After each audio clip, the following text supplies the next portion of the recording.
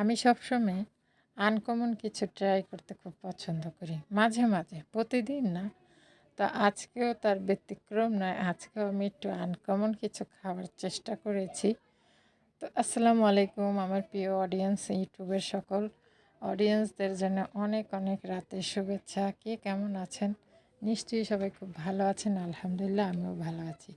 চলে আসলাম আপনাদের জন্য একটা সুন্দর আনকমন রেসিপি। আমার কাছে তো আনকমনই, আমি খেয়েছি, আমি কিন্তু আগে পরে কখনো দেখাই নাই, আজকেই ফার্স্ট দেখাইলাম, সেই জন্য বললাম আনকমন। তো এই তো গরুর মাংস আমি সব মশলা দিয়ে ভালো করে মাখিয়ে নিলাম। আমি সবসময় গরুর মাংস মাখাই বসাই বেশিরভাগই, আর কোরবানির মাংস তো মাখাই বসাইলেই বেশি মজা হয়।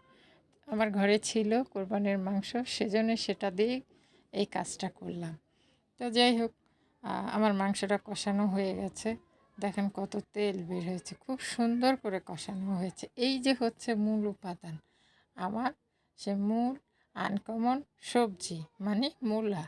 মূলা দিয়ে গরুর মাংস কেউ কখনো খেয়েছেন?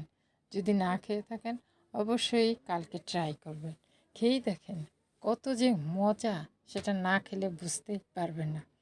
আসলে সবসময় হয়তো বা সবাই বলবেন যে আমার মুখে তো সবই মজা, মজা না লাগলে কি আর কেউ খায় সেটা বলেন। আমি সবসময় রান্না করে আগে খাই, ভালো লাগলে তবেই সেই ভিডিওটা আমি সবার সাথে শেয়ার দিই। আমি কিন্তু সব রান্না শেয়ার দিই না। তার কারণ কি, ভালো না লাগলে ওই রান্নাটা আমি কারোর সাথে শেয়ার দিই না, কারণ এত এত মানুষ দেখবে, চেষ্টা করবে হয়তো কেউ খাইতে, কেউ জীবনে দেখে না, তারা চেষ্টা করবে। যদি ভালো না লাগে তখন তো তারা আমাকে মনে মনে বকবে যে সে বলেছে খুব মজা, রান্না করলাম একটুও মজা লাগে না। সেজন্য আমি সবসময় খেয়ে আগে ট্রাই করি, তারপরে হয়তো একদিন বা 2 দিন পরেও আমি সেই ভিডিওটা আপলোড করি। তো যদি ভালো লাগে অবশ্যই আমাকে কমেন্ট করে